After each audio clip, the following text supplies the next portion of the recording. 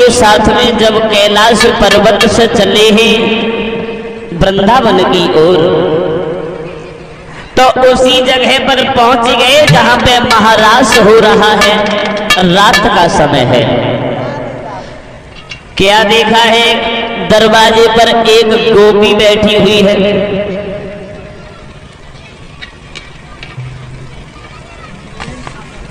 पार्वती और भोले बाबा उसी दरवाजे पर पहुंच गए जिसके अंदर महाराज हो रहा है।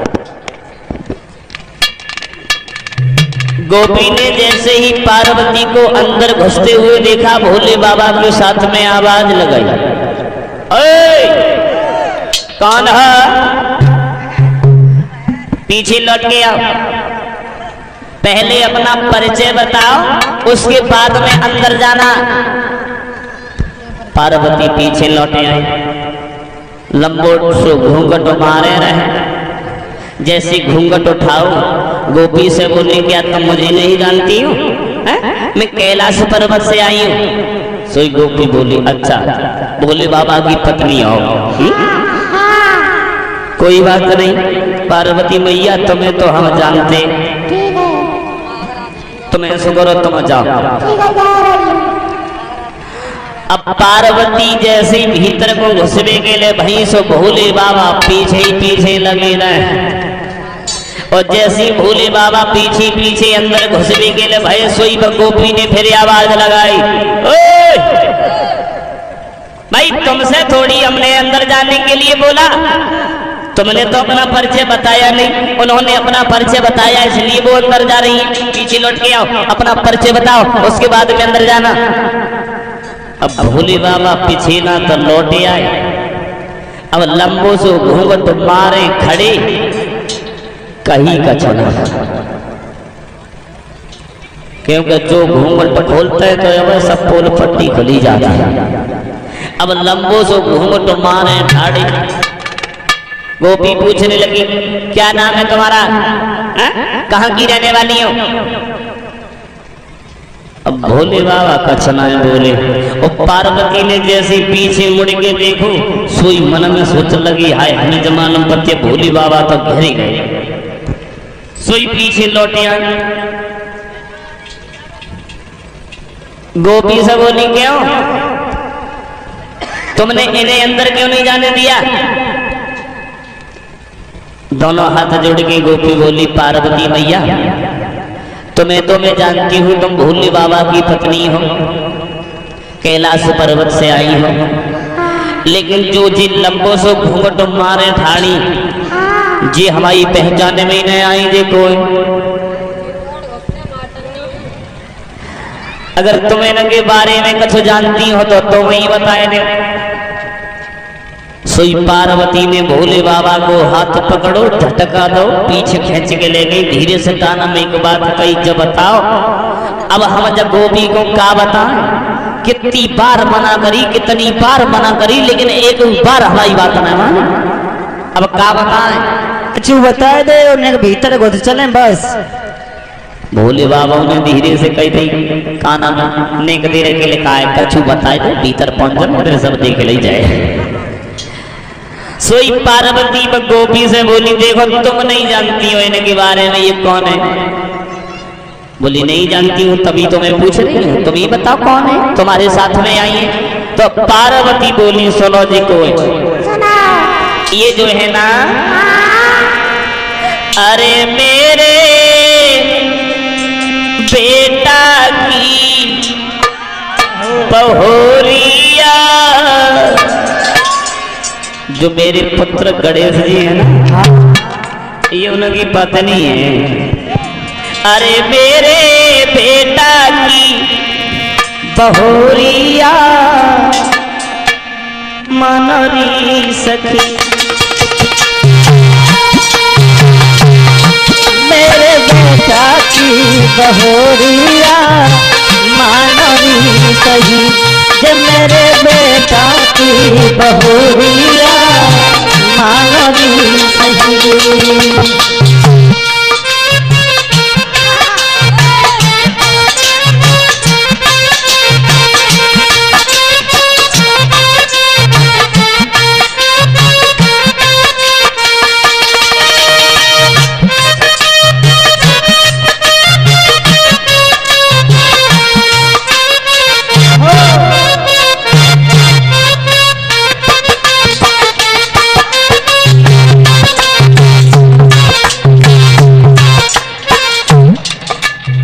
पार्वती बोली ये हमारे जो पुत्र गणेश जी है उनकी पत्नी है। क्या बोल हाँ हमें ना बता। गोपी बोली पार्वती मैया हो तो बड़ी चालाक। क्यों? जवाब दो तुमने बहुआ तो अपसऊ लंबी ढूंढी है। कितने दिन हो गए ब्याह में? पार्वती बोली अबे कितने दिन भाई, अबे ज्यादा दिन की बात थोड़ी। अरे कुछ दिन पहले हमने लला की घर में करी पहले अपने लला की घर में करी सगाई। कुछ दिन पहले हमने लला की घर में करी सगाई। अति सुंदर बहू गणपति की अरे मेरे घर में आई दावी पर्वत की देरिया। मेरे बेटा की बहुरिया मानोरी।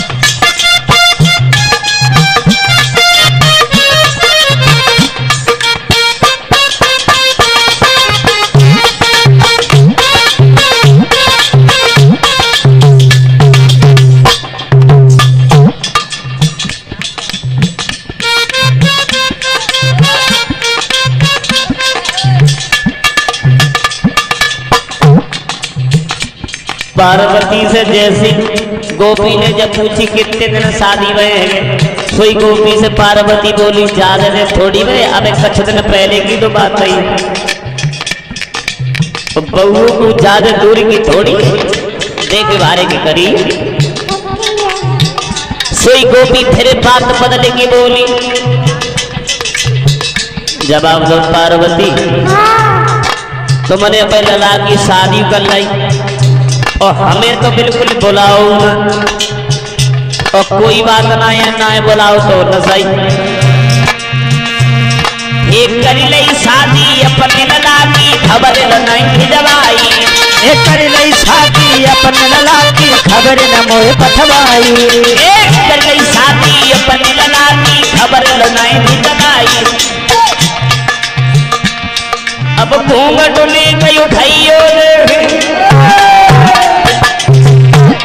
ये घूंघट लेके उठाइयो रे।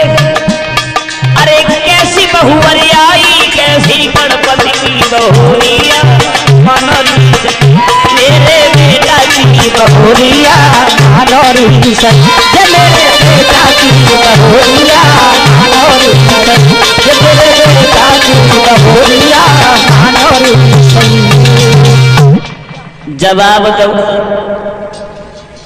तुमने अपने लला गणेश की शादी कर ली हो, हमें तो कते बुलाओ ही ना, और ना बुलाओ तो कोई बात ना है। अब आए गई हो तो ऐसा करो निकल घूंघट उठाए के दिखाइए तू बहू कैसी है। सोई पार्वती ने भोले बाबा को हाथ पकड़ो झटका दो। जवाब दो ले ये नो आए गए ताल से दिखाई दो। यहाँ बिल्कुल नहीं दिखाऊंगी, वहीं पे आना कैलाश पर्वत पे। भोले बाबा को हाथ पकड़ो झटका दो ले चले। अब जैसे ही महाराष्ट्र के अंदर वो पार्वती भोले बाबा को लेकर के पहुंची है, जिस जगह पर भगवान कन्हैया गोपियों के मध्य में महाराज कर रहे हैं। अब पार्वती जो थी वो तो महाराज देखने लगी। अब भोले बाबा को हिसाबी किताब होना बने, क्योंकि लंबो सो घूंघट मारे रहे। जैसे नेक साड़ी ऊपर को उचकाता है, सोई भोले बाबा को हाथ पकड़ के पार्वती झटका देती नीचे न करे ना भजे चले आई। हिसाबी किताब अब आप लोग जो सोच रहे हो भैया लंबो से घूंघट मारे हते तो का कछ सामने को दिखाई ना देता। कह रहे आजकल जैसी दशा पहले नहीं थी, जितनी दया भगवान की आजकल हमारे सब लोगों के ऊपर है, पहले उतनी नहीं थी। पहले ऐसे वस्त्र चलते थे, ऐसी साड़ियां चलती थी कि कोई अगर स्त्री लंबा सा घूंघट मार लेती थी तो सामने का उसे कुछ दिखाई नहीं देता था पहले। लेकिन आजकल तो भगवान की बड़ी मेहरबानी है, अब तो भस्टम तक तो है, कितनो लंबो घूंघट मार ले तो दूर से डेला जैसी आंख चमकती रहा। हाँ?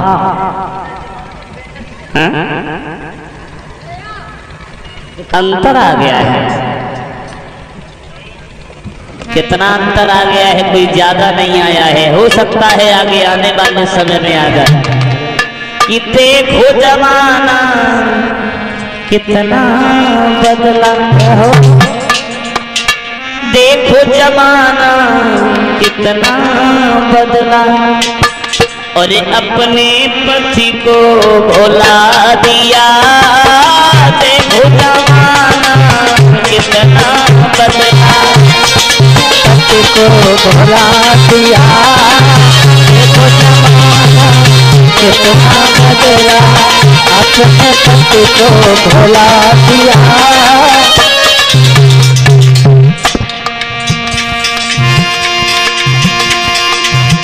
कितना समय बदल चुका है। अरे घर घर में ये कलह पड़ी है, और उनमें उलझने उलझी पड़ी है।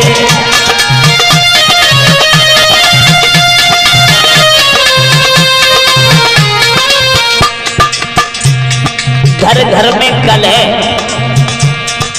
कितना अंतर है पहले में और आज में। पहले के भाई अपने भाई को भाई मानते थे, और भाई नहीं बल्कि पिता के समान मानते थे।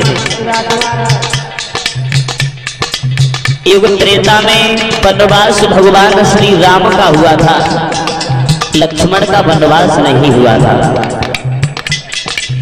लेकिन लक्ष्मण जी 14 वर्ष बिताने के लिए अपने भाई के साथ में वन में चले गए, अपनी पत्नी को छोड़कर। वो भी एक भाई थे। भरत ने जब ये सुना है कि मेरी मां कैकेयी ने मेरे लिए राजगद्दी मांगी है, मेरे भैया राम के लिए 14 वर्ष का वनवास मांगा है, तो भरत अपने भाई श्री राम को लौटाने के लिए ये भगवान श्री राम के पास पंचवटी पर पहुंचे। लेकिन भगवान श्री राम वापस नहीं हुए, तो 14 वर्ष इधर भगवान श्री राम ने वनवास में बिताए, और इधर 14 वर्ष योगियों जैसे वस्त्र धारण करके भरत ने अयोध्या में बिताए। राज्य नहीं किया। वो भी एक भाई थे, और आज भी भाई है, आज भी भाई है। आज का भाई जरा सी बात के पीछे अपने सगे भाई को गोली से मार देता है, फावड़े से काट के गड्ढे में गाड़ देता है। रोजाना पेपरों में पढ़ो। पहले के भाई थे, आज के भी भाई हैं। कितना समय बदल गया। भाई भाई में लड़ाई है, पति पत्नी में लड़ाई है, सास बहू में लड़ाई है, नंद भौजाई में लड़ाई है, बनती नहीं। ये एक घर की नहीं बल्कि हर घर की कहानी है। अरे घर घर में ये कलह पड़ी है, और में उलझने उलझी पड़ी है। कोई नहीं अपने रिश्ते समझे, कोई नहीं अपने रिश्ते समझे, और अपने पन को विदा किया। देखो जमाना कितना बदला, अपने पति को भुला दिया। देखो जमाना कितना बदला अपने पति को भुला दिया, देखो जमाना कितना बदला। दूसरी बात,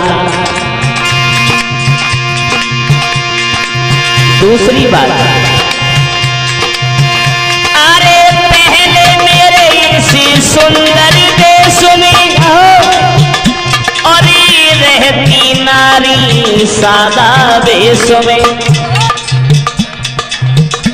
पहले हमारे इस देश भारत में हमारे देश की माताएं बहनें अबलाएं ये बिल्कुल सादा भेष में रहा करती थी। सादा भेष कैसा? एक मोटी सी साड़ी होती थी, यहाँ तक का ब्लाउज होता था। अगर कोई अपने से छोटा भी सामने आ जाता था तो लंबा सा घूंघट मार देती थी,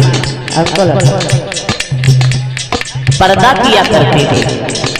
लेकिन आज की स्त्रियां कहां से कहां तक पहुंच गई, माफ करना ये ना सोचे बुराई करने लगे। भाई बात आ जाती है तो मैं कह देता हूं, बुराई किसी की नहीं करता।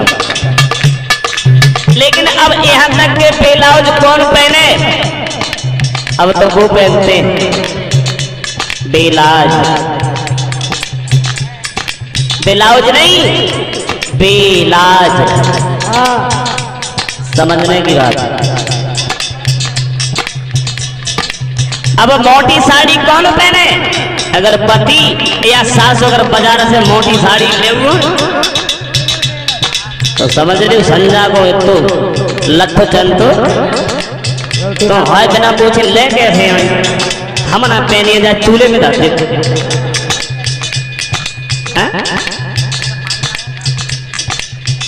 बारी संस्कृति, हमारे देश भारत की संस्कृति कितनी बदलती चली जाती है।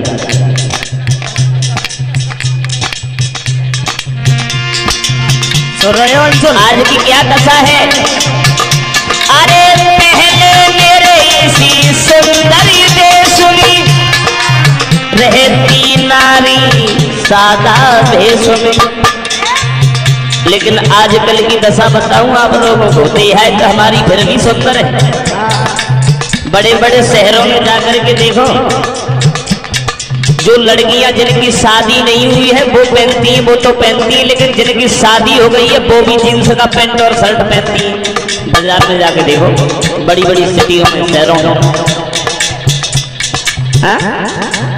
अपने वस्त्रों को छोड़ करके दूसरे के वस्त्रों को धारण करने लगे।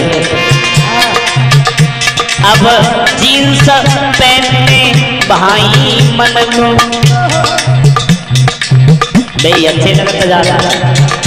अब जींस पहनने भाई मन को और लाज शर्म को बिता दिया, देखो जमाना कितना बदला।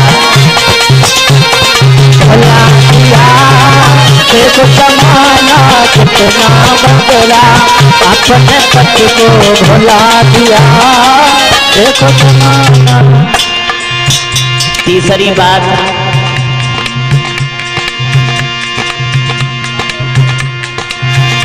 अरे झांसी की रानी थी लक्ष्मीबाई, दो हाथन से तेग चलाई।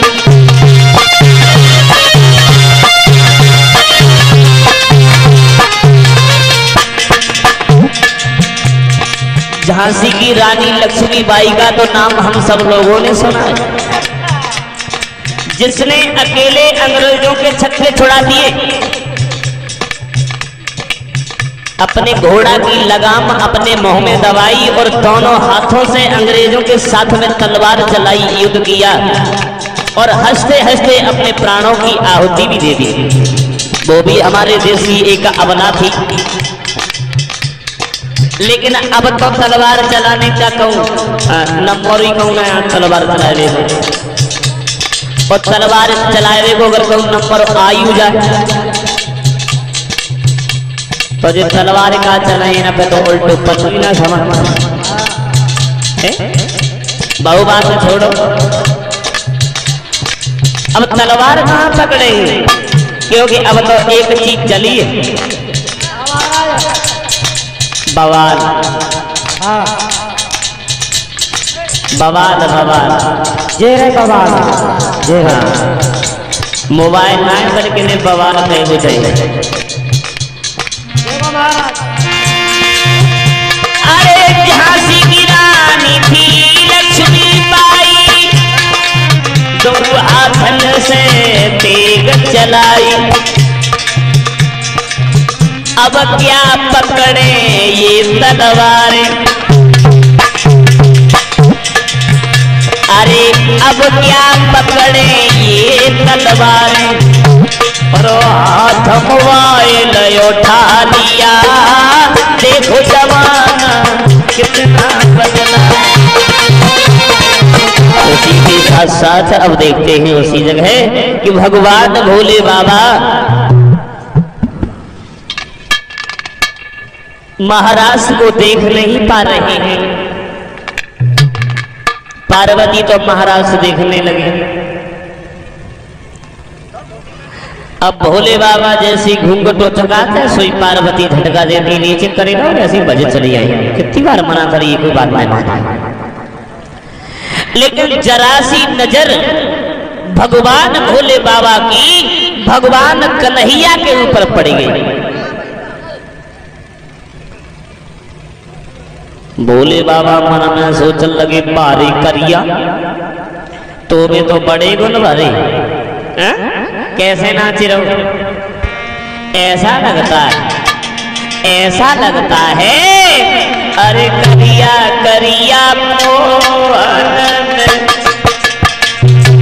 सखिया मोहन रे, करिया करिया मोहन सखिया मोहन रे, तीनों है जादू सो कारे मोहन सखिया मोहन, कारे मोहन सखिया मोहन रे, तीनों है जादू सो। करिया मोहन सखिया मोहन रे, कारे मोहन सखिया मोहन रे, तीनों है जादू सो। कारे मोहन सखिया मोहन रे, कारे कारे मोहन सखिया मोहन रे, तीनों है जादू सो। अरे लीनो है जादूदार नारी घर द्वार भूली गई, कभी अपनी को छोड़े श्याम के संग नाची रही। अरे लीनो है जादूदार नारी घर द्वार भूली गई, कभी अपने को छोड़े श्याम के संग नाची रही। ये नाचे धन कन्हैया और सखियों मेरी देही बजाए लो कैसी मधुर मधुरिया।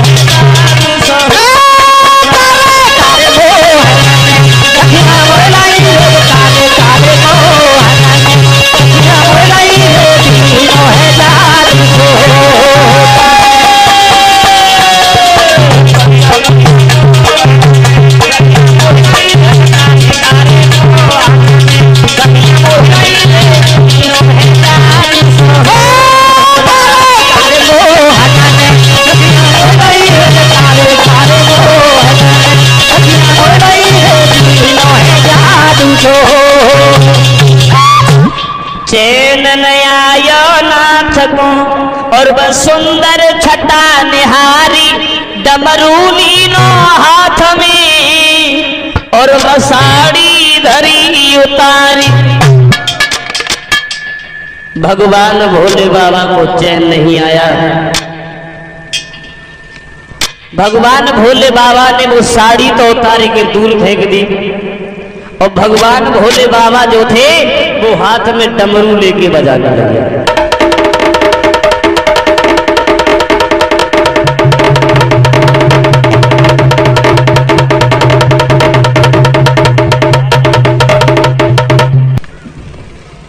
भगवान भोले बाबा हाथ में डमरू लेकर के जब बजाने लगे तब इनकी वहां पर पहचान हो गई। तब इनका नाम वहां पर पड़ा है गोपेश्वर। बोलिए गोपेश्वर भगवान की।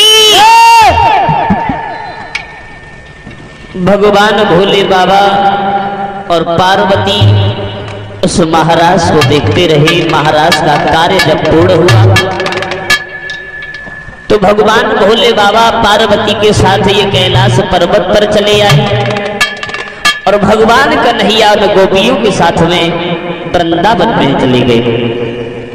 अब देखते हैं यहां से आगे कि भगवान कन्हैया ने किस तरह से कंस का वध मथुरा में जाकर के किया है। उससे पहले ये कुछ पुरस्कार हमारे पास में आया है।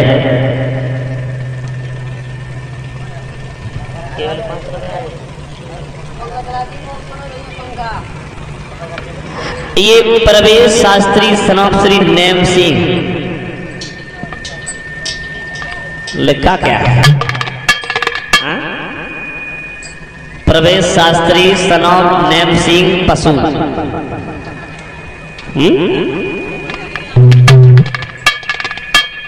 5 रुपए का पुरस्कार आया है।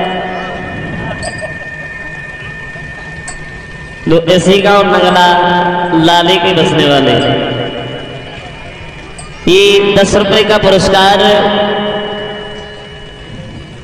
श्री संतोष यादव उर्फ रामदेव बाबा जी जो इसी गांव नगला लाले के बसने वाले हैं उनकी तरफ से आए हैं।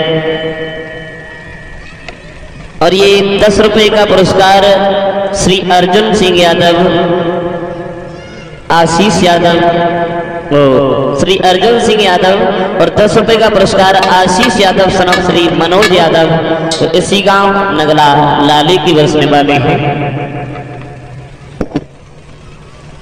उनकी तरफ से।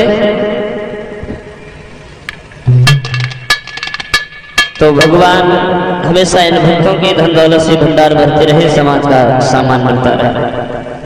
आइए देखते हैं कि कंस वध की कथा आगे। उससे पहले इसे भी हटा दें जो लिखा है बेढंगी दुनिया। तो जैसा कि हमने कल बताया था दुनिया के लोग जो भी हैं ये सब अंधविश्वास में हैं। उसके बारे में एक बार मैंने सोचा और लिखा। क्या लिखा? अरे भूल भुलैया में भुलानी है जब बेढंगी दुनिया।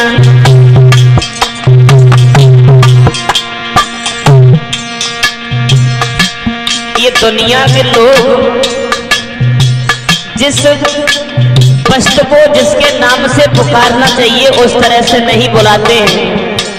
कुछ इसमें शब्द ऐसे हैं, गौर करना इन शब्दों के ऊपर। भूल भुलैया में भुलानी है बेढंगी दुनिया। कैसे? अरे 3 मील की दूर से दिखे पास कहत गड़ी। देखा होगा आप लोगों ने, अगर हम और आप लोग कहीं किसी बुजुर्ग के साथ में जाते हैं और किसी गांव से बाहर रास्ते में अगर निकलते हुए जाते हैं, कोई गांव रास्ते में पड़ता है और उस गांव में अगर अच्छे अच्छे मकान बने होते हैं, ऊंचे ऊंचे 2 मंजिल 3 मंजिल 4 मंजिल के, तो आज भी हमारे बुजुर्ग लोग ये कहते थे, देखो भैया बाप की कितनी अच्छी गड़ी है। गड़ी अब जो कम से कम 3 किलोमीटर या 4 किलोमीटर दूर से दिखाई दे रही है, उससे कहते हैं गड़ी है गड़ी। और गड़ी को मतलब क्या होता सब लोग जानते हैं। जो 3 मील दूर से दिखाई दे रही है उससे कहते हैं गड़ी है। और अरे 3 मील की दूर से दिखे पास कहत गड़ी है। और एक बिलाइन जमीन में गड़ी रही क्या ओखरी, जो हर घर में होती है ओखरी, देहाती भाषा में ओखरी बोलते हैं, वैसे इसे ऊखल कहते हैं।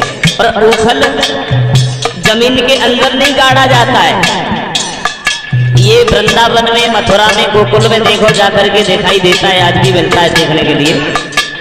1 गज लंबा होता है जिसमें खड़े होकर के धान कूटे जाते हैं। लेकिन आज हमारे घरों में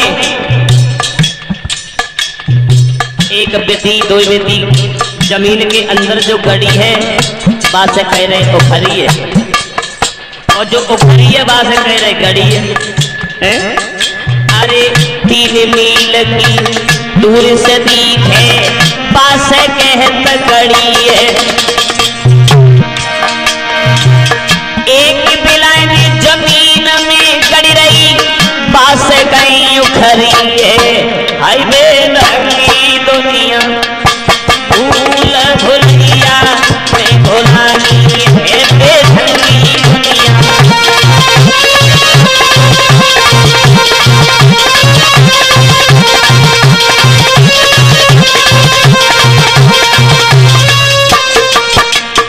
दूसरी बात, हरी भरी जो खड़ी सामने पास कहत बरी है। एक वृक्ष होता है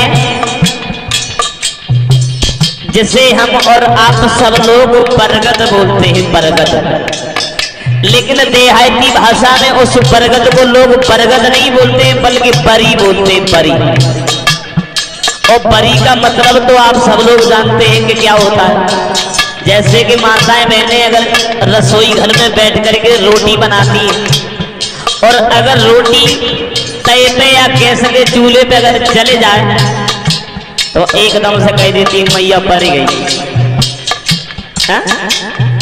या साड़ी जल जाए, यानी जो चीज जली हुई होती है ना हम उसे बरी बोलते हैं।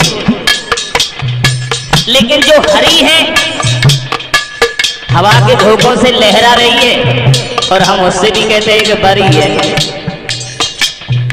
हरी भरी जो खड़ी सामने पास कहत बरी है। और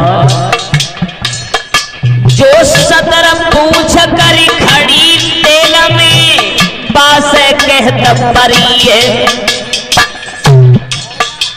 जो तेल बेचने वाले लोग होते बनिया लोग, उनके यहाँ पर मिलती है ये परी, परी जिससे तेल कम ज्यादा किया जाता है। अब उसका नाम क्या रखा है? परी। परी है, खड़ी है तो परी है, और परी है तो परी है, क्योंकि बाबू ना ही परी है। हाँ। हरी भरी जो खड़ी सामने पास कहत बरी है। जो सतर पूछ करी खड़ी तेल में पास कहत बरी है। आई बेल की दुनिया भूल भुलैया में भुलानी है बेल की दुनिया।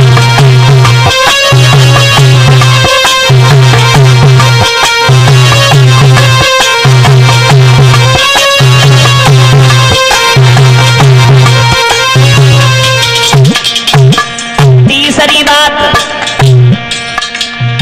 सुबह से शाम लो लगे जो घर में, पास कहीं पड़नी है। एक हम सब लोगों के घर में झाड़ू होता है, झाड़ू, जिससे सुबह से शाम तक न जाने घर में कितनी बार झाड़ू लगता है आंगन में, उसे झाड़ू बोलते। लेकिन हमारी उस देहाती भाषा में क्या कहते हैं? बड़नी। बाजार से लेके आओ तो कम से कम 1-1.5 गज लंबी होते, बड़नी 1-1.5 गज लंबी होती। और दिन सुबह से शाम तक घर आंगन साफ किया जाता है, और धीरे धीरे धीरे धीरे चलते चलते कितनी बड़ी रह जाती है, ज्यादा से ज्यादा 1-1.5 बिती। बाजार से तो इतनी लंबी लेके आए, लेकिन दिन प्रतिदिन घटती चली गई, वो कभी नहीं बढ़ी, और उसका नाम रख दिया है बड़नी। जो घटती रहती है दिन प्रतिदिन, उससे कहते हैं बड़नी। सुबह से शाम लो जो लागे घर में, पास कहीं बड़नी है। और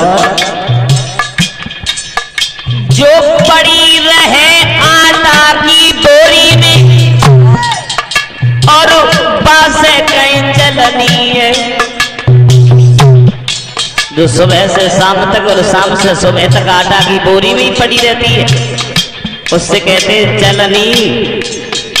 कहां चल के जाते बताओ? आटा की बोरी में ही पड़ी रहती है। अरे सुबह से शाम लो लागे जो घर में, पास कहीं पड़नी है। और पड़ी रहे आटा की बोरी में, पास कहीं चलनी है। हाय भूल भुलैया में भुलानी है बेधंगी दुनिया।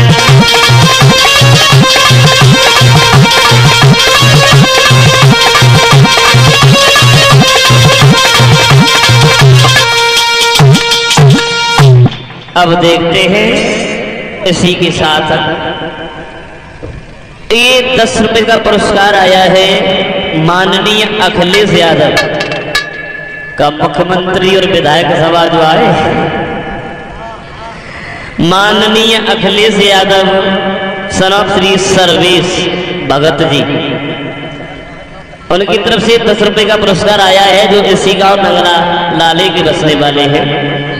परमात्मा हमेशा धन दौलत से भरपूर रखे, समाज का सम्मान मिले। अब देखते हैं उसी जगह पर श्री सुखदेव जी समझाते हैं कि हे महाराज परीक्षित,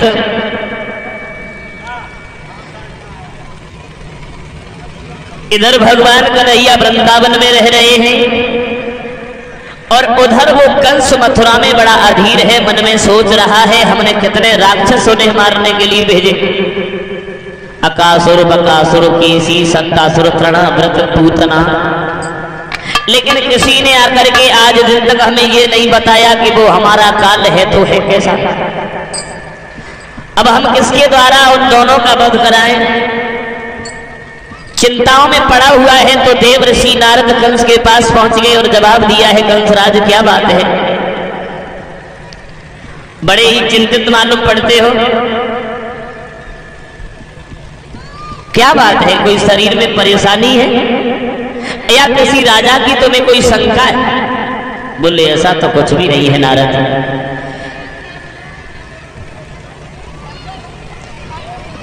तुम्हें तो मालूम है आकाशवाणी में देवताओं ने हमसे कहा है कि कन्हैया और बलराम जो गोकुल में बाबा नंद के यहाँ रहते हैं वो हमारे काल हैं। नारद कहने लगे हमने जो तुम्हें युक्ति बताई थी कि उनको काली दह से कमल के पुष्प मंगाने के लिए भेजना, क्या कमल के पुष्प उन्होंने भिजवा दिए? कंस कहने लगा बाबा नारद केवल सोचना तो इसी बात का है, उन्होंने कमल के पुष्प भी हमारे पास में भेज दिए, लेकिन वो दोनों मारे नहीं गए। तो नारद कहने लगे कंसराज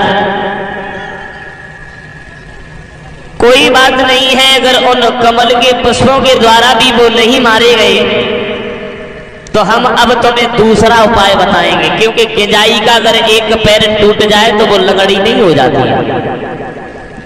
अरे उस युक्ति के द्वारा नहीं मारे गए तो क्या हुआ, अब हम तुम्हें दूसरा उपाय बताएंगे, लेकिन उससे पहले तुम हमें एक बात बताओ। क्या?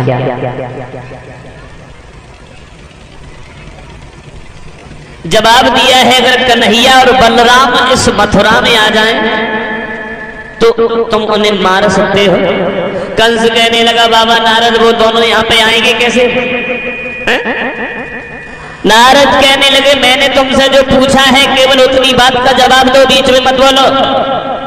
मैंने तुमसे ये पूछा, अगर कन्हैया और बलराम इस मथुरा में आ जाएं तो तुम उन्हें मरवा सकते हो? कंस कहने लगा, बाबा नारद अगर वो दोनों इस मथुरा में आ जाएं फिर तो हम किसी न किसी के द्वारा उन्हें मरवाते, लेकिन वो दोनों यहाँ आएंगे कैसे? नारद कहने लगे, उसके लिए हम तुम्हें उपाय बताएंगे। तुम्हारे जो प्रिय सखा है नंद के भाई अक्रूर, इन अक्रूर को तुम वृंदावन में भेजो, और अक्रूर के साथ नंद बाबा भी मना नहीं करेंगे, कन्हैया और बलराम को भेज देंगे। कंस कहने लगा, फिर हम उन्हें कौन से बहाने से बुलाएं इस मथुरा में? तो नारद बोले हैं, सुनो तुम्हें क्या करना है। अरे तुम धनुषया की रचबइयो रे, बलराम कृष्ण बुलबइयो रे।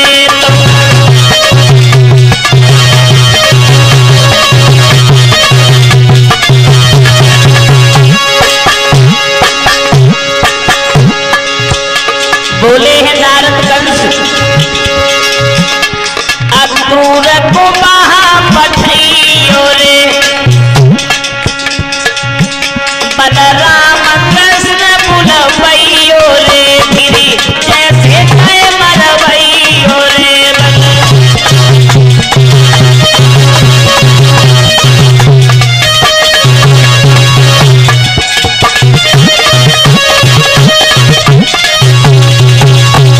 जवाब दिया है नारद ने, अक्रूर को बाबा नंद के पास में भेजो, कन्हैया बलराम को अपने यहाँ धनुष यज्ञ के बहाने से बुलाओ। तुम्हारे यहाँ मुष्टिक संघ चारुड़ नाम के पहलवान है, तुम्हारे ससुर जरासंध ने जो कुबलिया पीड़ नाम का हाथी दिया है, जिसके हाथ से चाहो मरवा देना, और अगर उनसे भी वो नहीं मारे जाए फिर तो तुम उन्हें मार सकते हो। तुम्हारे लिए कौन सी बड़ी बात है, क्योंकि तुम तो मथुरा के भगवान हो भगवान। और जो इतनी बात उस कंस ने सुनी तो बाबा नारद के हाथ अपने हाथों में ले लिए। जवाब दिया, बाबा नारद तुमने तो बुद्धि की किवाड़ी खोल दी,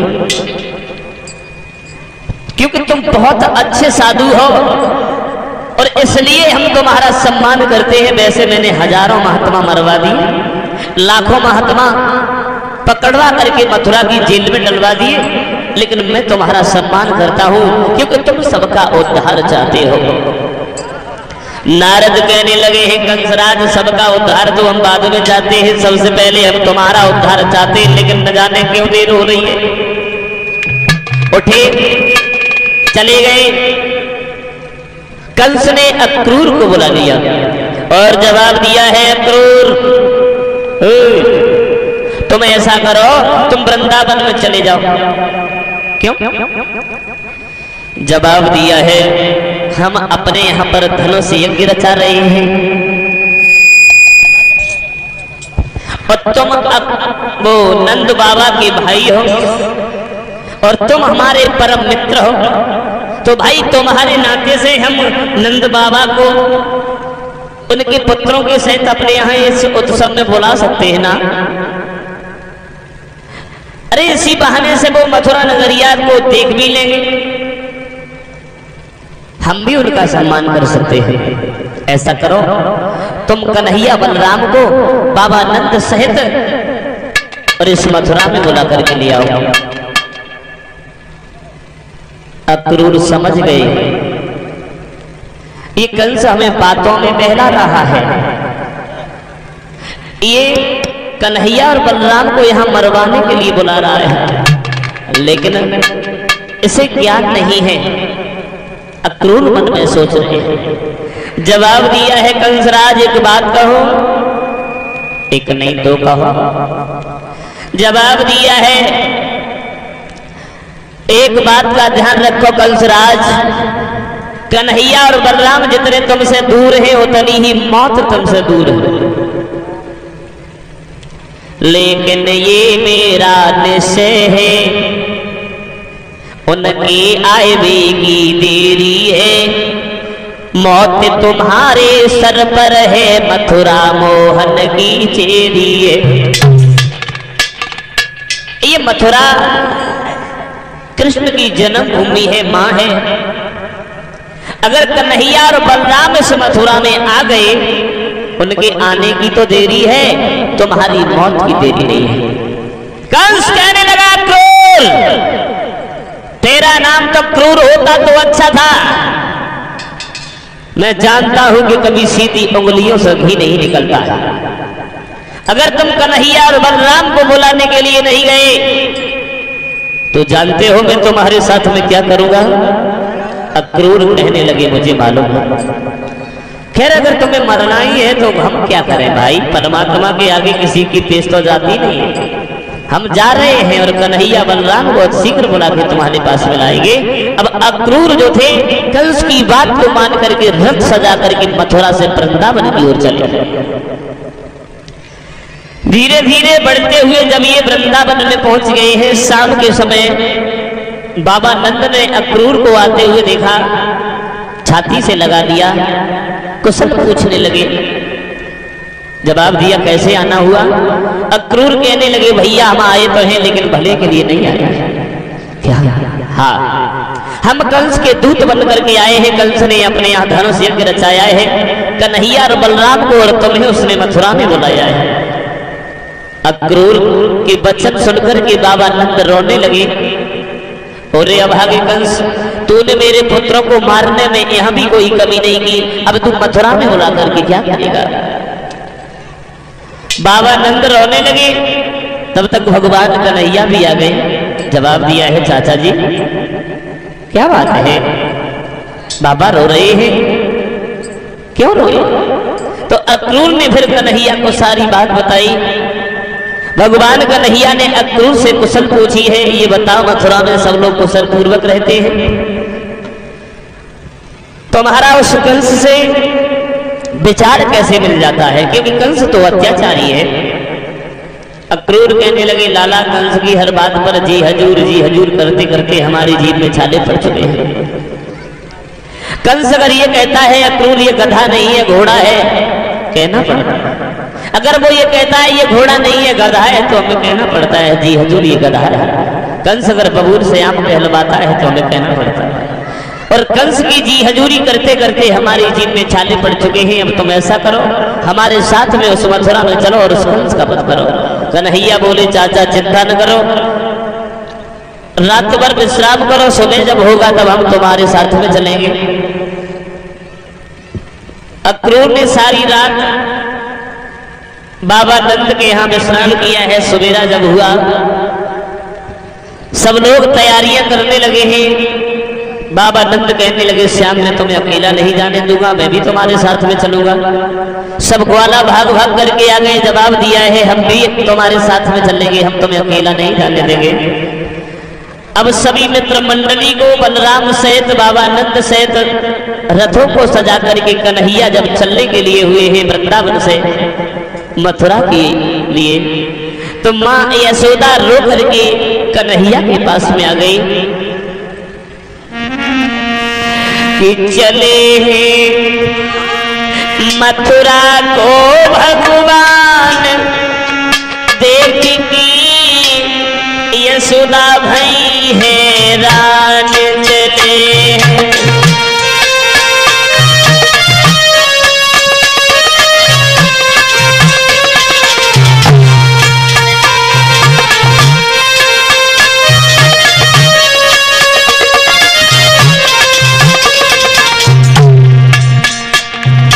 भगवान कन्हैया जब वृंदावन से मथुरा की ओर चले, यशोदा रोई पास में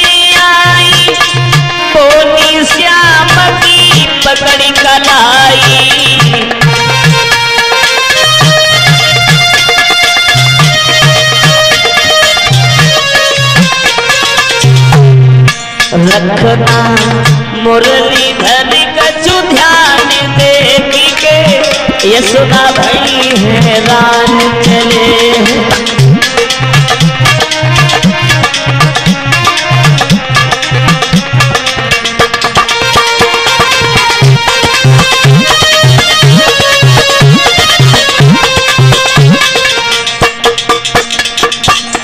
माँ यशोदा रोने लगी। भगवान कन्हैया से बोली है लाला तुम लौट के जल्दी आना, बूढ़ी माँ को भूल न जाना। तुम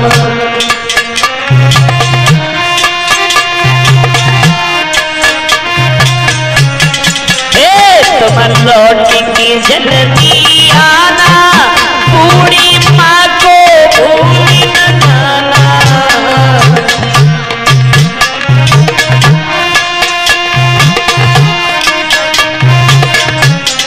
रसता देखूं सुबह और शाम देखी कि यशोदा भई हैरान चले हैं।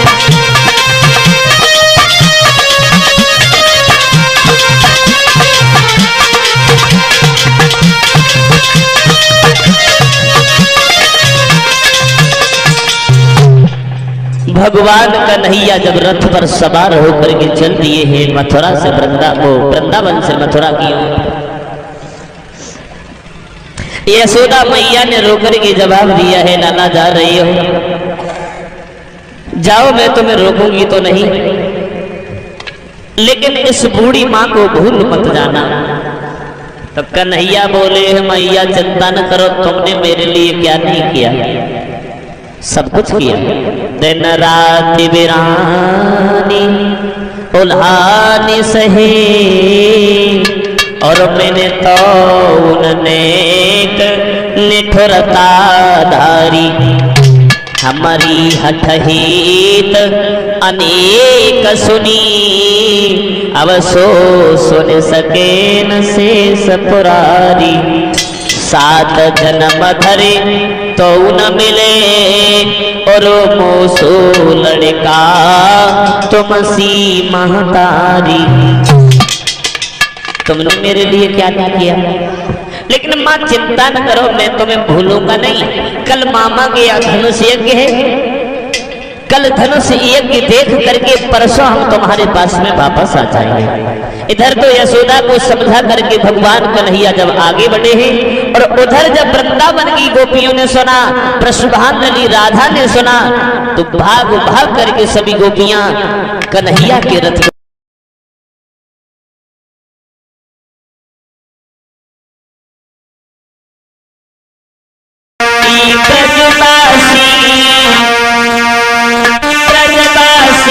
जाना नहीं, और हमें छोड़ के, हमें छोड़ के।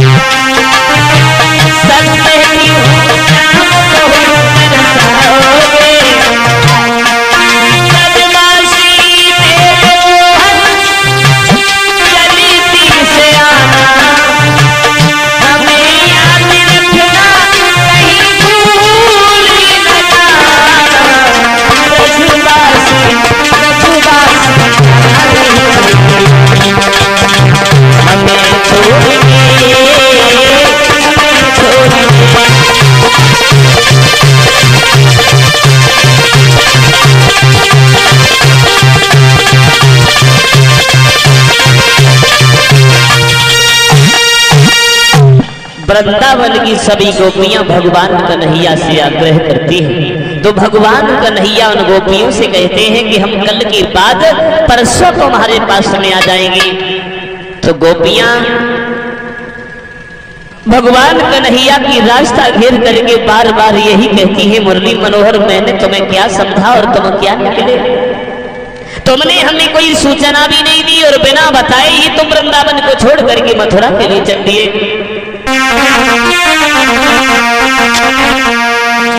चोरी चोरा चल दिए, बड़े चोर निकले।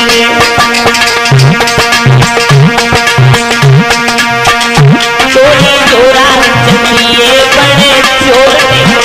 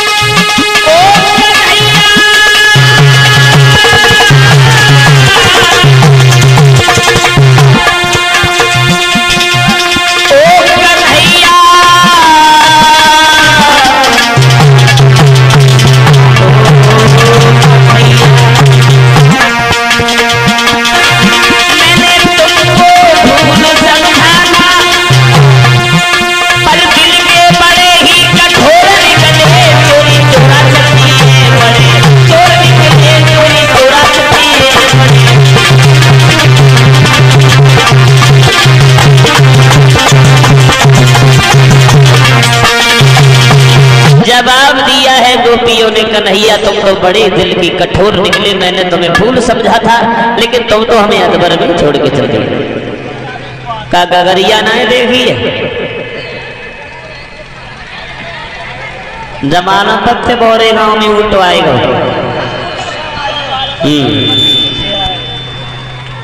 गोपियां भगवान कन्हैया से बार बार एक ही बात कहती है, मुरली मनोहर तुम इस वृंदावन को छोड़ के न जाओ। लेकिन कन्हैया तो गोपियों से वही बात कहते हैं कि मैं कल के बाद परसों तुम्हारे पास में आ जाऊंगा। तो वृषभान पुत्री राधा भगवान कन्हैया से कहती है कि मुझे मालूम है तुम मथुरा में जाने के बाद वापस नहीं आओगे। बोले ऐसा क्या है मथुरा के अंदर? तो राधा कहने लगी है, श्याम सुंदर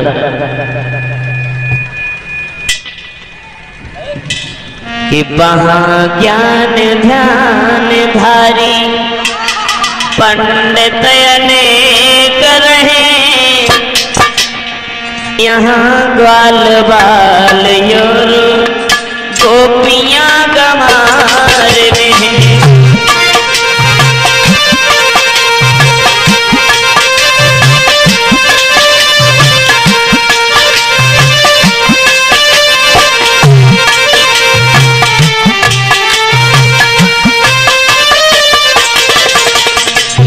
वहाँ ज्ञान ध्यान धारी पंडित अनेक रहे, पंडित अनेक रहे, यहाँ ग्वाल बाल और गोपियां गंवार हैं।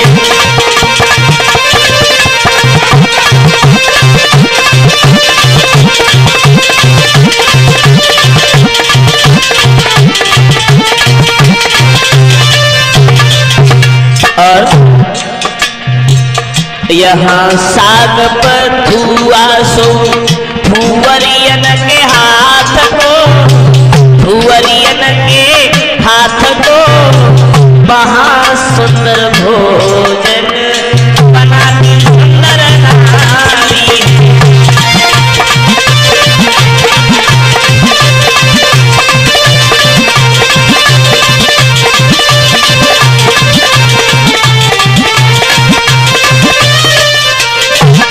और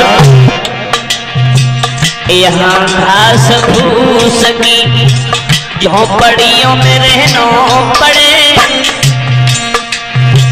झोपड़ियों में रहना पड़े, वहाँ उन अमीरन के अटा और अटारी है।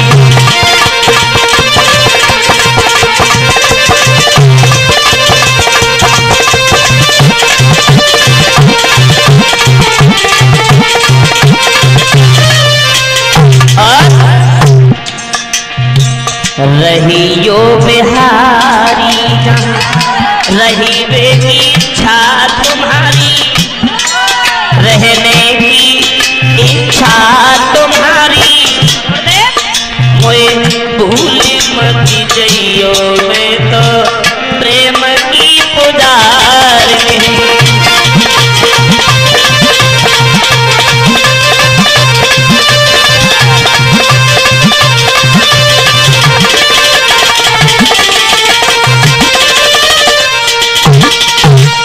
जवाब दिया है वृषभानु कुमारी राधा ने श्याम, मुझे मालूम है कि मथुरा में जाने के बाद तुम हमें भुला दोगे। कन्हैया बोले राधा ऐसी कोई बात नहीं है, लेकिन राधा के दिल में फिर भी तसल्ली नहीं आई, तो कन्हैया की जुबान पर कोई शब्द नहीं आया। बलराम आगे बढ़े, राधा को समझाने लगे, हे राधा पागल ना बनो,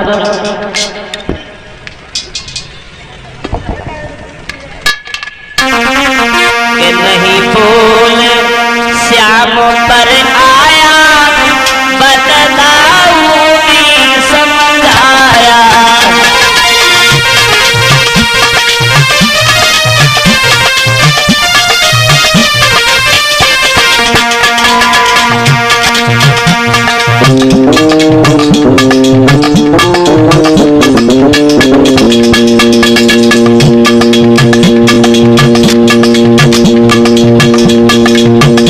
भगवान कन्हैया की जुबान पर कोई शब्द नहीं आया, तब नहीं बोल श्याम पर आया, बतलाऊंगी समझाया।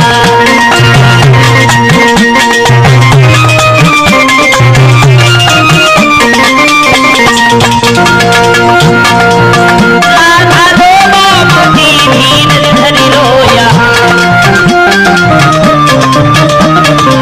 ओ राधा रो धीर धरी रोया, ओ तेरा प्यार अनोखा पाया, बतलाऊंगी समझाया।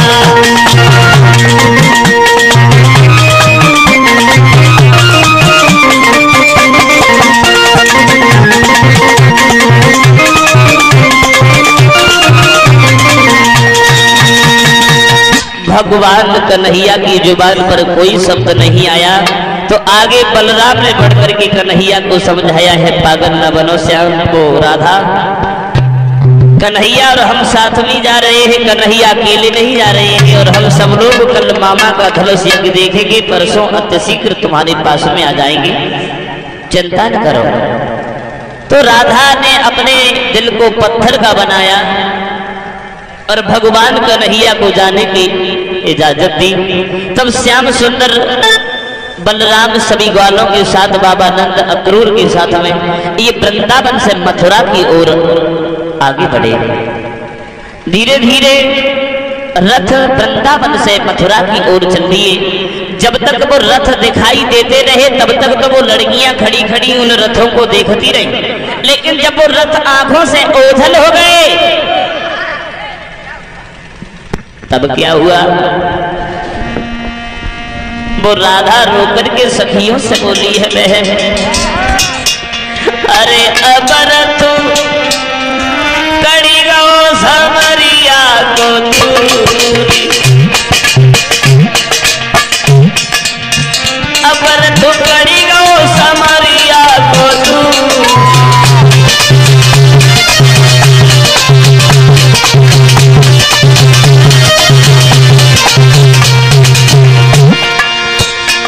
अरे सोची थी हमने हित करके,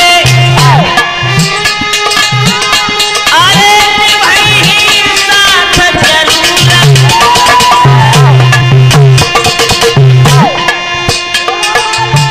लेकिन छोड़ गए ये सबरमी, आज भई मजबूर। अबर टुकड़ी गो समरिया को दूरी, अबर टुकड़ी गो समरिया को दूरी।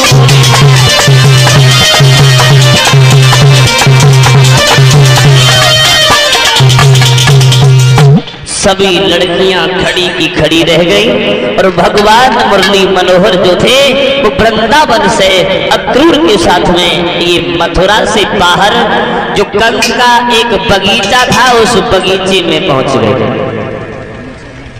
संध्या का समय होने के लिए आया। बाबा नंद कहने लगे सारी रात इस बगीचे में आराम करेंगे, सवेरा जब होगा तब मथुरा के अंदर चलेंगे। लेकिन कन्हैया ने जब मथुरा नगरिया के महलों को दूर से देखा तो बाबा नंद से कहने लगे बाबा खैर कोई बात नहीं है, सवेरे चलो, सवेरे चलना, लेकिन हमें एक थोड़ी सी इजाजत दे दो। क्या? हाँ, ये मथुरा नगरिया दूर से देखने में कितनी सुंदर लगती है। अगर तुम्हारी आज्ञा हो तो ज्यादा देर नहीं, बस थोड़ी देर हमें इस मथुरा में घूमे, अभी तुम्हारे पास में वापस आ रहे। बाबा नंद कहने लगे श्याम ये वृंदावन नहीं है, मथुरा है। मथुरा जानते हो यहाँ कंस का शासन है और कंस के शासन में लोग इतने झगड़ालू हो गए हैं जो जरा जरा सी बात पर लड़ने लगते हैं, झगड़ने लगते हैं।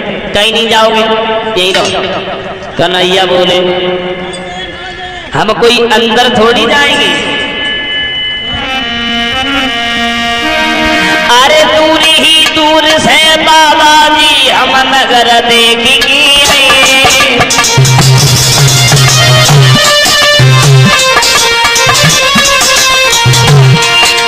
दूर ही दूर से बाबा जी हम नगर देखेंगे। सौगंध तुम्हारी खाए रहे,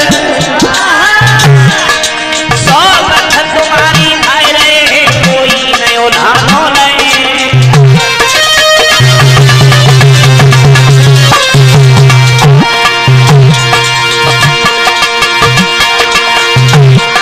महाराज के बाबा मानो मेरी बात, भेजो संगमी ग्वालन कुयारू, भेजो दाऊद मेरे बाबा जी, मेरे बाबा जी आज्ञा मतो दे दीजिए, हम नगर देखिए को जाए। मेरे बाबा जी आज्ञा मतो दे दीजिए।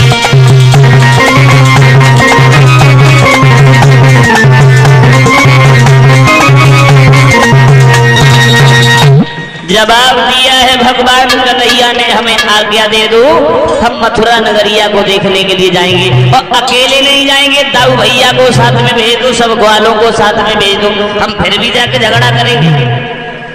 तो बाबा नंद कहने लगे कोई बात नहीं है श्याम, जाओ। बलराम से कहा इसके साथ में चले जाओ, ग्वालों को साथ लेकर। और कन्हैया मथुरा में जाकर के किसी से बात नहीं करोगे, कोई तुमसे कुछ भी कहते रहे, कोई कुछ भी कहता रहे, लेकिन किसी से बोलोगे नहीं। कन्हैया बोले बाबा हम काय को बोलेंगे, हम बिल्कुल ना बोलेंगे, हम कते ना बोलेंगे, हमें क्या मतलब है सब बोलेंगे, हम बिल्कुल ना बोलेंगे। बोले कोई बात नहीं है, जा। अब कन्हैया बलराम सभी ग्वाला जो थे ये मथुरा नगरिया की ओर चले, लेकिन बलराम ने कन्हैया से ये कहा कि तुम आगे नहीं चलोगे, तुम सबसे पीछे चलोगे, हम आगे चलेंगे। बोले चलो। अब कन्हैया आगे आगे को पीछे पीछे हो गए, बलराम आगे, बीच में ग्वाला। धीरे धीरे बढ़ते हुए जब ये मथुरा नगरिया से थोड़ी दूर रह गए तो क्या देखा है, एक पनघट है। उस पनघट पे मथुरा की एक गोपी जल भर रही है। बलराम सहित सब ग्वाला तो आगे निकल गए, कन्हैया सबसे पीछे थे। तो भाई पनघट के पास में खड़े हो गए। अब गोपी से पूछने लगे, देखो मेरा नाम श्याम है, मैं वृंदावन का रहने वाला हूँ, मैं यहाँ मामा कंस के यहाँ पे आया हूँ। और तुम हमें एक बात जब बताओ, मथुरा तो इतनी दूर है, उतनी दूर से इतनी दूर तक तुम पानी भरने के लिए अकेली चली आती हो, का तुम्हें डरना है ना? तो और जैसे कन्हैया व गोपी से बतलाने से मनसुखा की नजर पड़ी और पाने बलराम से गई, देख ले भैया, बाबा नंद ने जगई का उसे बात मत करिए, लेकिन जाकी पता ना जाने कौन सी आदत है जो हरे का उसे बोलने लगे। तो बलराम ने जैसे ही देखो आवाज लगाई, श्याम, क्यों बोले? जब बाबा नंद ने मना कर दिया फिर तुम क्यों बोले? कन्हैया बोले, भैया हम थोड़ी बोले, उनने हमें रोक के पूछ ली, तुम सब लोग तो अकेला निकले आए, उनने हमें ही रोक के पूछ ली का तुम सब लोग एक ही गांव में रहता हो या अलग अलग रहता हो? हमने सो बताई नहीं, हम थोड़ी बोले। बलराम बोले, तुम अब ऐसा करो, पीछे नहीं चलोगे, तुम सबसे आगे चलो, क्योंकि तुम बड़े नटखट हो। बोले कोई बात नहीं है, हमें कहा है, हम आगे चले। अब कन्हैया को आगे कर लिया, कन्हैया बलराम आगे हो गए, सभी ग्वाला पीछे हो गए। इधर कन्हैया और बलराम जब आगे बढ़े हैं और इधर जो वो मथुरा की गोपी थी बाकी नंद छत पे से ठाड़ी ठाड़ी देखे। पाने जैसे कन्हैया से बतला तो वो देखो सोई पाने मन में सोची देव, पानी भरने के बहाने कुआ पे जाती है और कुआ पे जाएगी पता ना जाने किन किन से बतलाती हैं, आए जान देवा जाने उते उन्ने बहु घड़ा भरो सर पे धरो पे घरे पहुंची और घड़ा नौची पे धन न पावता से पहले उनकी नंद उनके पास में आएगी। जवाब दो क्यों? पानी भरने के बहाने कुआ पे जाती हो और घंटन में ठाड़ी हुई के बतलाती हो। आ जान देवाज भैया को अगर तुम्हारे लिए हमने गाना ही गाना छड़वाए तो मेरे नाम खोदेंगे। अच्छा, हाँ। वो गोपी कहने लगी, देखो मैं तुम्हें नहीं मालूम है ये कौन है? बरसों से हमने इनकी प्रशंसा सुनी है, जिन्होंने पूतना, सट्टासुर, तृणावृतकासुर, बकासुर, केसी ऐसे राक्षसों का वध किया है। ये वही कन्हैया और बलराम हैं जो मथुरा में आए हुए हैं। गोपी की नंद बोली, तो भाभी ऐसा करो जा मैं हमें जब बताए दो कन्हैया कौन से हैं, बलराम कौन से? वह बोली, मैं बिल्कुल नहीं बताई। क्यों? जब आप तो पहले भैया में हमारे गाल छरवाए दे, मैं बिल्कुल नहीं बताऊंगी। बोली, मैं कुछ नहीं कहूंगी, बताओ कन्हैया कौन से, बलराम कौन से? तो वो लड़की समझा के बोली है, सुनो,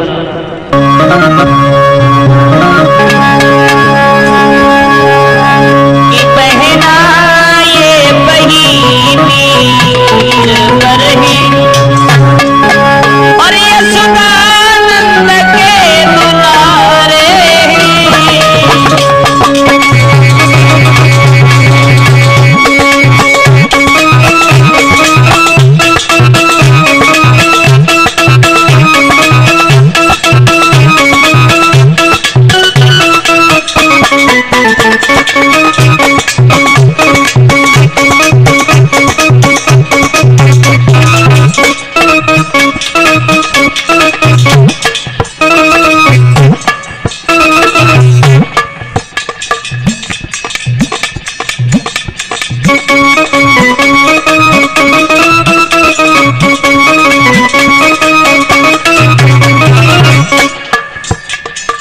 जवाब दिया है, तुम्हें नहीं मालूम है ये कौन है? पहना ये बहिनी पर ही ये सुदानंद के दुलारे और पीतांबर वाले मोहन है बाहु नीलांबर वाले।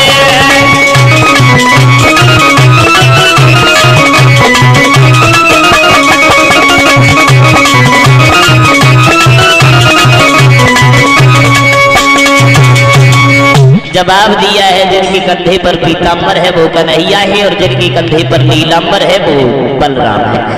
वो गोपी कहने लगी बहन तेरी तो किस्मत खुल गई जो तूने उनके दर्शन कर लिए। अब इधर कन्हैया और बलराम आगे बढ़े हैं। अब देखते हैं यहाँ से आगे कि रास्ते में भगवान कन्हैया की कंस के धोबी से किस तरह से भेंट होती है। तो ये दृश्य हमारे दिलेश मस्ताना की तरफ से देखेंगे। तब तक ये कुछ पुरस्कार हमारे पास में है, लेकिन शांति के साथ में उठ करके खड़े नहीं होना।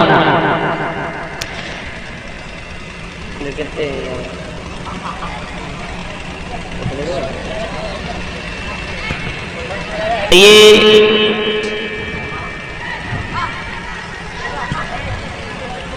अब मत आइए लेकर के जा 2 मिनट पैसा बहुत है।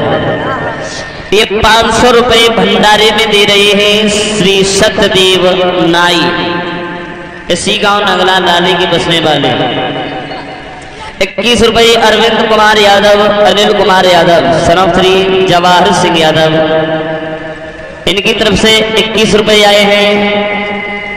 परमात्मा हमेशा सद्बुद्धि प्रदान करते हैं। ये 20 रुपए का पुरस्कार पप्पू,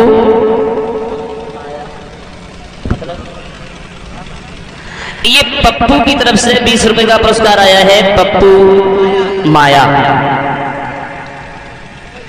ये 30 रुपए का पुरस्कार आया है पलक यादव,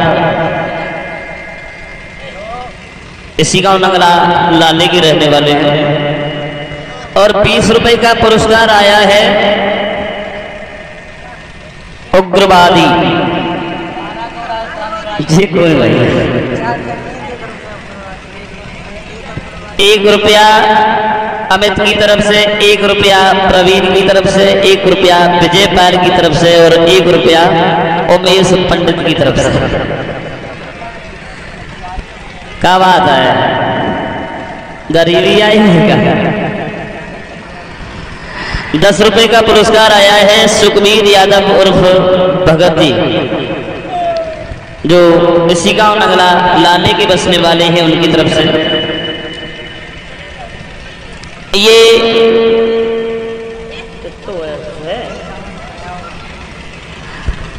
भाई इसमें लिखा नहीं है कितना है।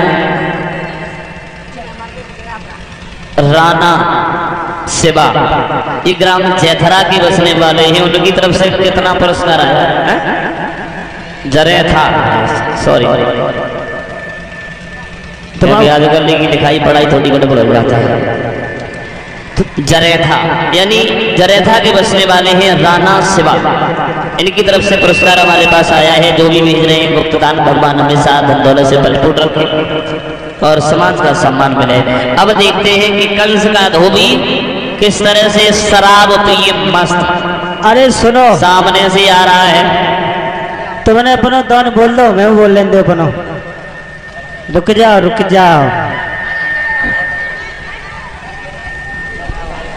हाँ जी ध्यान दें, ये 10 रुपए श्रीमान दालचंद बड़ौदा और 51 रुपए राम अवतार दोदिया नगला लाले, 10 रुपए फूल सिंह बड़ौदा और 10 रुपए कुमारपाल नगला लाले, 10 रुपए गुप्तदान, 10 रुपए कुमारी राखी, 10 रुपए नेत्रपाल और 10 रुपए महेंद्र सिंह, ये नगला लाले के रहने वाले हैं।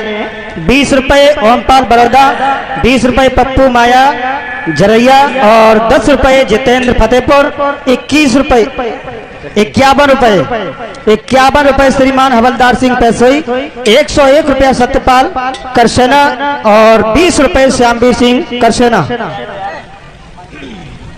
और ये 5 रुपए गुप्तदान, 10 रुपए धनवीर नगला लाले, 10 रुपए जगदीश नगला लाले, 20 रुपए सुभाषचंद गुलाबगढ़ी और 20 रुपए बीरबल जरैया, 15 रुपए विजय सिंह नगला लाले, 10 रुपए विनीता, 10 रुपए ससपाल और 10 रुपए तहसीलदार, ये नगला लाले के रहने वाले हैं। 10 रुपए गुप्तदान, 10 रुपए रमेश उर्की और 21 रुपए डॉक्टर पप्पू यादव नगला लाले, 20 रुपए चंद्रपाल नगला दल और 10 रुपए अशोक तारापुर, 15 रुपए बलबीर सिंह नगला लाले, 10 रुपए प्रेमपाल नगला लाले, 10 रुपए मोर मुकुट जरैया और 10 रुपए भगवान सिंह जरैया 10 रुपए।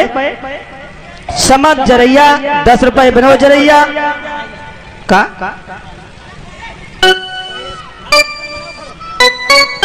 10 रुपए। भगवान सिंह जरेथा और 10 रुपए समद जरेथा। 10 रुपए विनोद जरेथा। 11 रुपए धोरी नगला लाले। 10 रुपए नथु सिंह नगला लाले और 10 रुपए गुप्त दान। ये सभी दान दाता इस धार्मिक कार्य में दान दे रहे हैं। भगवान हमेशा इन्हें यूं ही आगे बढ़ाता रहे। हाँ, अब देखते हैं कि किस तरह से भगवान कन्हैया बलराम ग्वालों के साथ जा रहे हैं और उधर से कंस का धोबी आ रहा है।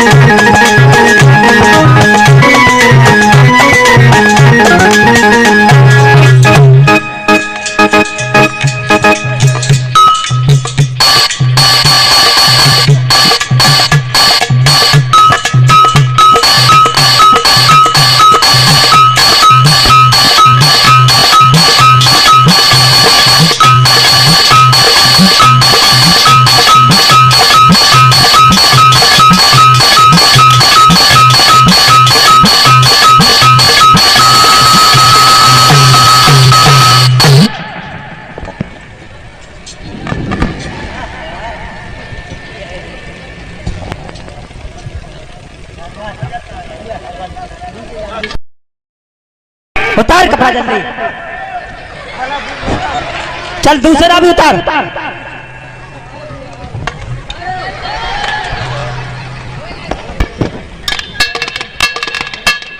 उतार उतार जल्दी उतार।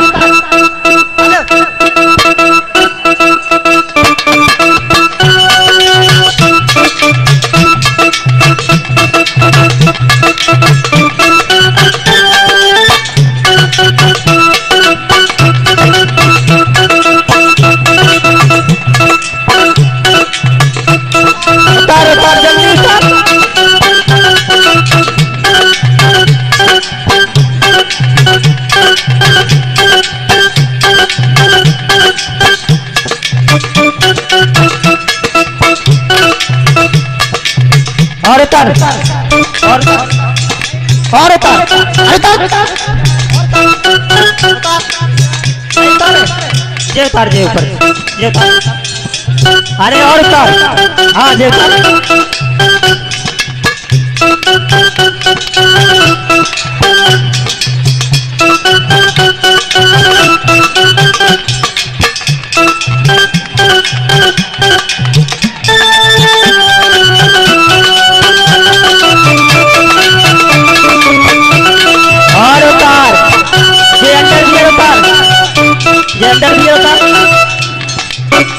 अंडर भी उतार।